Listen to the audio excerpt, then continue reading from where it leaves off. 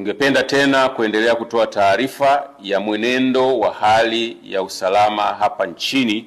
kuanzia saa 12 asubuhi ya tarehe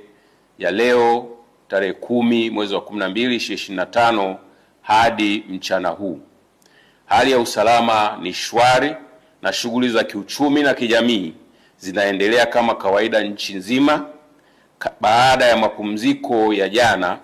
ya tarehe 9 wa 12 2025 ya sherehe za sikukuu ya uhuru wa taifa letu. Jeshi la Polisi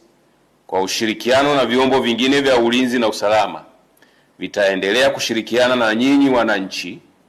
kuhakikisha amani na usalama unaendelea kuimarika hapa nchini, ili hata wale wachache wenye hofu waweze kutoka waendelee na shughuli zao za kila siku za kujitafutia riziki na kupata huduma za kijamii wanazohitaji. Aidha, tunawashukuru na kuwapongeza wananchi wote kwa nafasi zao, kwa namna wanavyoendelea kuwakataa na kuwapuuza wale wanaohamasisha na kuchochea vurugu na ukiukwaji wa sheria za nchi kupitia mitandao ya kijamii na njia nyingine. Aidha, tunatoa rai kwa kila mmoja wetu